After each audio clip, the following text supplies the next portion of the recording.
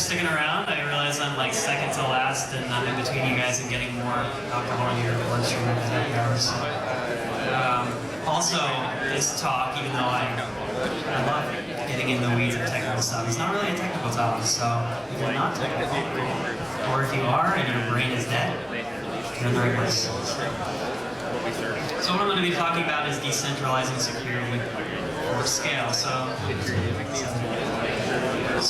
just a little bit about OpenDNS. So we were a security startup that was acquired about a year ago by Cisco, and our new brand is now Cisco Umbrella, but I'm not here to give a sales talk. I just want to give you a little bit of info about our environment, because it is relevant.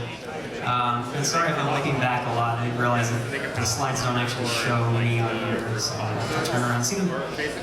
So we do about 90 million DNS requests per day. We do 10 to 100 pushes to prod every day. It kind of varies depending on the day. So there's no real hard security gate in between our developers and pushing to production. So that creates some challenges for us that are maybe unique, maybe not, depending on where you work. Over 300 engineers, which is not a huge number, but again, the significance there is that when we were a startup, we were 10 engineers, and then 50 engineers, and then 100, and we somehow now have got to 300. And the model of having 1 or 2 security engineers for 10 people or for 100 people, it just doesn't scale. When you have 300 people, and we can't hire that many engineers to scale the team. As you all know, it's very hard to find good people in security. And our engineering team is kind of distributed around a few different sites. So DevOps, because I know you guys love all these fancy terms that we like to throw around. What it means to us is that we're moving away from, or we have already moved away from the model where we have an operations team over here that's running the servers, they're running the systems, the software. They're responsible if the thing goes down at night, so they get paged. But they didn't even write that code. They didn't design it. They don't really understand how it works. And over here we have the developers that actually are building things and coming up with things, and when they're happy with it, they throw it over the wall to the operations team, and the operations team is supposed to somehow know how it all works. So you break down that wall, right, and you create teams called DevOps teams. So if I write some software and it goes down, I actually get paged, and it's happened. I've designed systems at OpenDNS that have gone down in the middle of the night, and I got paged and woken up, and I had to respond to it. My team had to respond to it. And you bet, like, after that happens, the next day I come into work and I start focusing on things like high availability or fault tolerance, or let me go and look and learn how auto-scaling groups work. So we know that it works for these other features. Why can't it work for security? And that's what we decided to start thinking about. So I put this up here as like a traditional security monitoring. So we build these rooms, put a bunch of blue lights in them, have like a lot of maps and stuff. And I'm not going to lie, they're pretty cool. Like, it's kind of like a nerd's dream, these rooms. Like, I'd like to work in here just for like a few hours a day. Be like, I feel important. I'm doing cool stuff. And I don't really know who came up with these things. Who came up with the first SOC with all these blue lights. I like to think maybe it's like some former military commander that got into security and said, back in the military we had these tactical operations rooms, war rooms, and it worked there, so why can't it work for security? Why can't it work for the cyber? Let's solve the cyber by creating these rooms and hiring some of the best cybersecurity engineers in America and put them all in a room, and we're going to fix this problem. But it really doesn't work. You can't just try to aggregate things from all over your organization, information, and put it all in one place, and then try to dissect and reverse engineer how all these systems work. And I kind of feel bad for the people that work in these rooms. I know some of you are here today. I've worked in that role as well. This is tough. It's really hard. Like, your job in this room gets harder and harder every single day because you're taking in logs. Maybe it starts out as just a few thousand a day, and then it gets to 100,000 a day, and then you're in the millions, and you're getting events from all over the place, from systems you didn't design, systems you don't understand because you didn't write that code. And you're tasked with finding anomalies. And how do you know what's anomalous if you don't even know what the nominal state of the system is? So this really just doesn't work. So how can we stop complaining about this and get to some solution? So I like to think of there being some walls between these different parts of an organization. So development and organization and operations. This is kind of what we talked about when we talk about DevOps. As a community, we said, hey, we don't like that there's a wall between there. Let's break that down and create what we call DevOps teams. And then we started talking in the security community about development and security engineering. So when I say security engineering, I'm talking about like baking security into the system, doing things like static analysis or doing threat modeling. So people will talk about things like SecDevOps or whatever other fancy terms that I hate, but that's what they title their talks. And I think we've done a good amount of work in that area.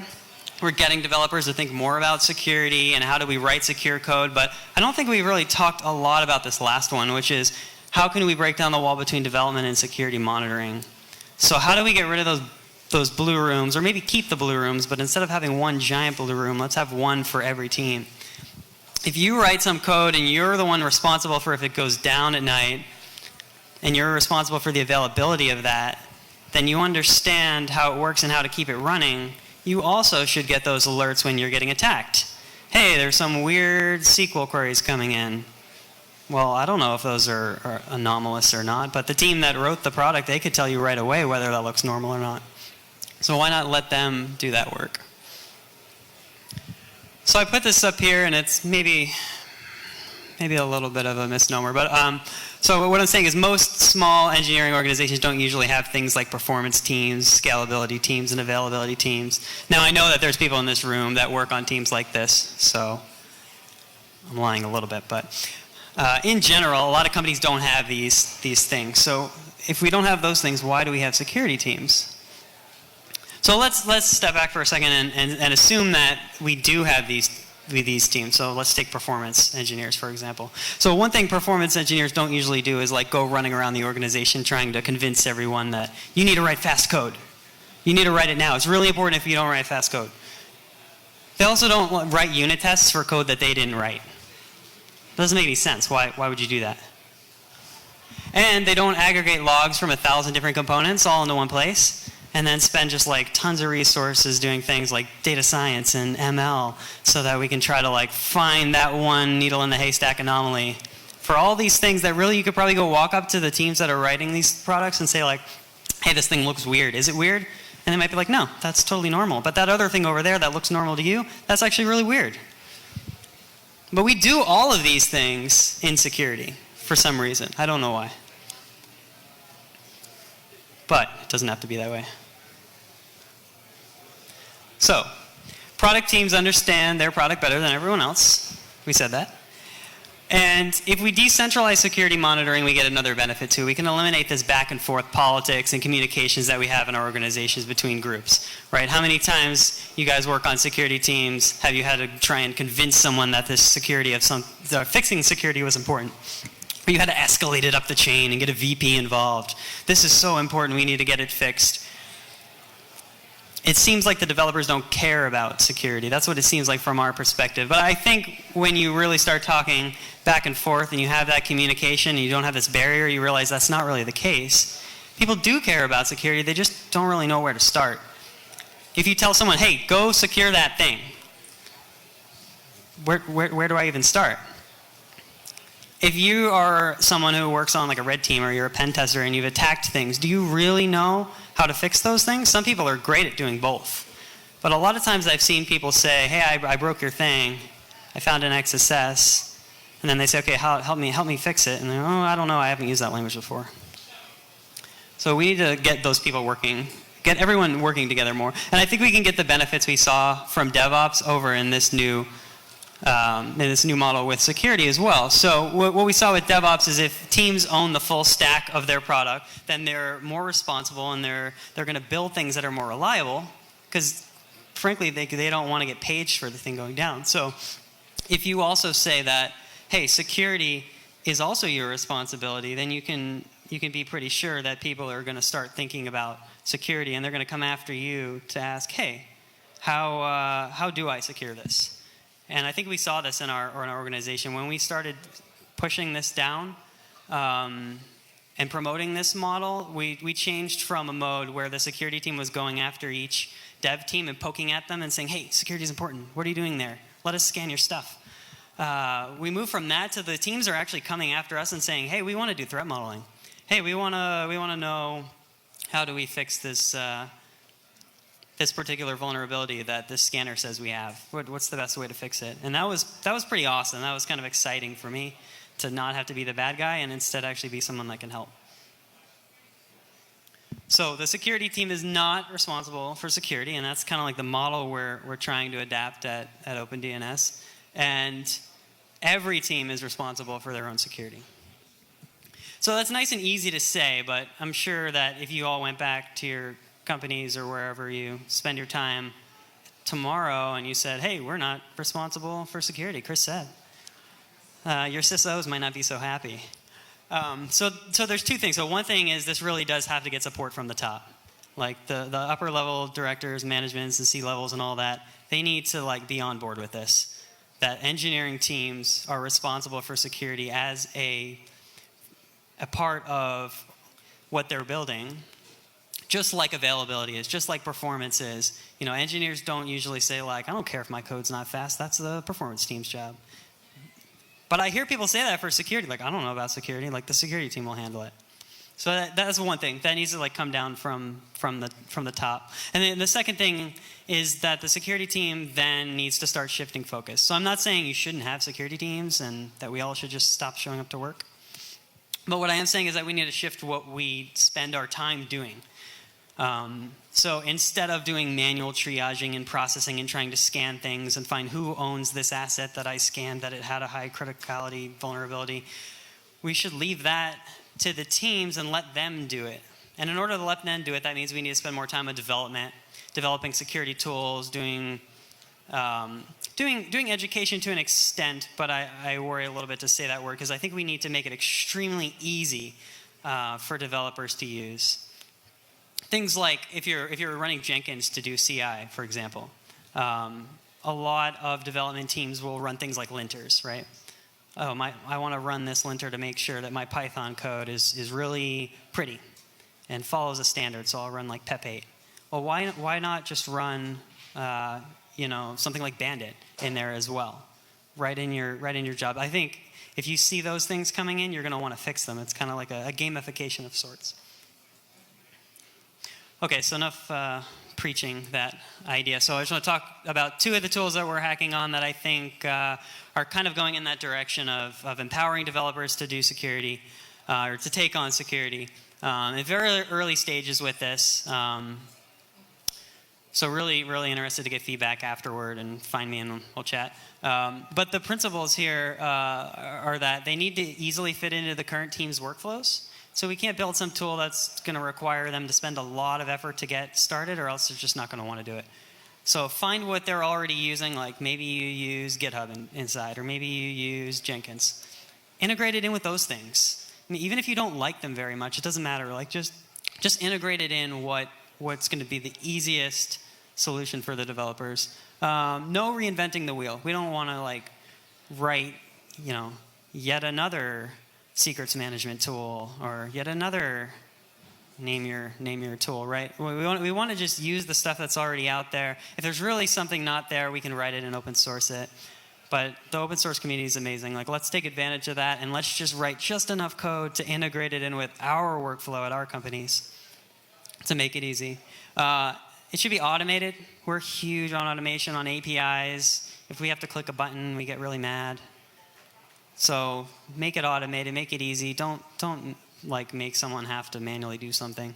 And stupid simple. So a developer shouldn't have to think about like, I'm going to get this SSL cert. Which cipher should I use? Should I use ECC? I heard that was kind of a cool thing up and coming. Like, no. You shouldn't have to think about any of that. Just click a button or don't click a button. Call an API. And you'll get a cert. So I'll talk about two tools. So the first tool is called Starboard.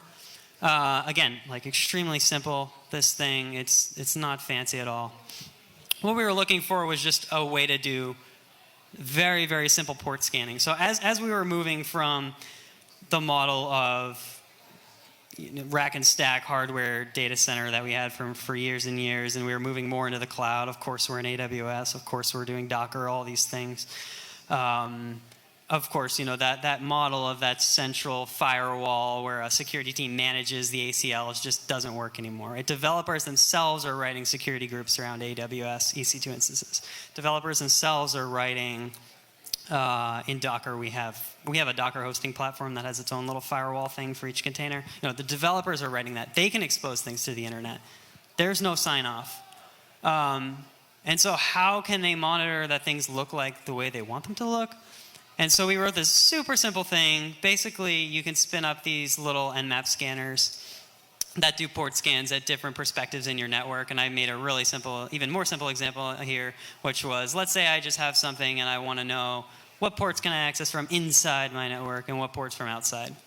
And then it compares those things to a baseline. So the developers themselves write a little baseline in YAML. And if anything is different, that goes into Nagios, because Nagios is what we're all using for how many decades? There's still nothing better. But that's what we rely on for monitoring. So if it builds into their workflow today. So anyway, if something changes, that'll turn red in Nagios, and if it's a bad enough thing, it'll send out a PagerDuty. So teams are using this, and teams are learning things about the things that they've built that they didn't even know. Like, oh, I didn't even realize that port was open, and it was only internal, so that's good, but still, why is that open? Yeah, that's that. So the next tool that we're working on is trying to make SSL certs like what I'm calling dead simple.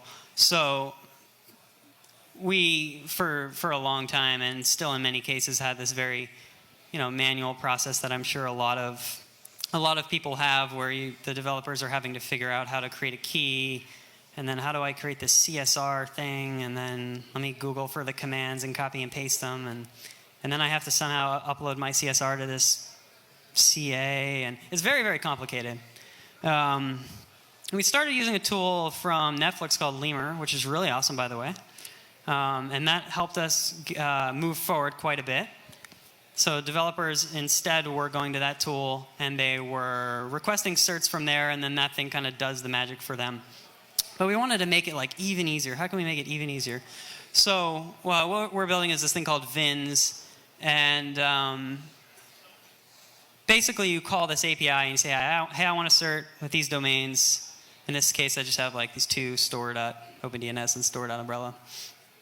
And what it will do is, in the back end, it will say, okay, was this a publicly facing cert, or does it need to be publicly trusted or not? And if it's publicly trusted, then it'll go to Let's Encrypt and it'll get it, and it's free. Let's Encrypt is awesome. It'll put the key in Vault, and we have these other options there too. So there's a limit to how many certs you can get with Let's Encrypt. I think it's like 20 per week per org. So if we hit that limit, then we fail over to DigiCert, and then we'll pay for it. But hopefully that limit will go up if Let's Encrypt people are listening. Please raise the limits. And then if there's something internal, we actually haven't implemented this yet, but we're doing that soon. Then we'll hit our internal CA and get an internal cert, because we do a lot of things like container-to-container communication, or anything that we want to use client-side certs for. But this still wasn't easy enough, because then the developers now get the cert and they get the pointer to the key in Vault, but then they have to figure out how to deploy from Vault, which isn't that hard, but why not make it even easier? So we have this thing called Quadra, which is a container platform, which is kind of like Kubernetes. So we started working on this thing like before Kubernetes was released, so that's why we're not using that. But we deploy most of our things onto Quadra now. So we thought, how can we integrate it with Quadra so they can just have one-stop shop? So basically now what happens is developers can go right to Quadra when they're deploying their containers. And there's a special type of container in Quadra that we have. It's just a simple load balancer. And previously you would have had to take all the cert material and give it to it as a pointer to our secret storage. So it would download it, but it was still kind of clunky. So this way now you can say, hey, I want a load balancer, and I want it to support SSL, and these are the two domains that I'm going to be running on that load balancer. And so Quadra says, okay, cool. And it goes and it talks to this Vin service, and it gets the cert for you, and it puts it in the load balancer. And when it starts getting close to expiration, it'll bring up a new one with a new cert, move the traffic over, and destroy the other thing. So basically, developers don't have to know anything at all about SSL certs, which is really awesome because of how many problems they cause when they expire.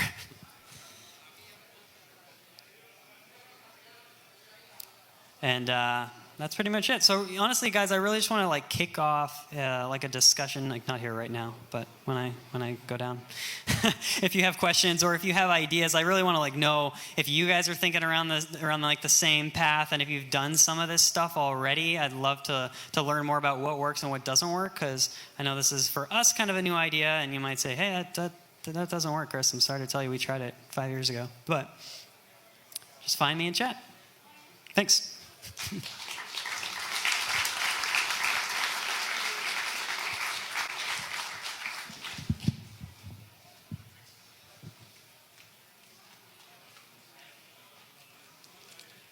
On behalf of Fitbit and BSidesSF, thank you, Chris. Another round of applause for him.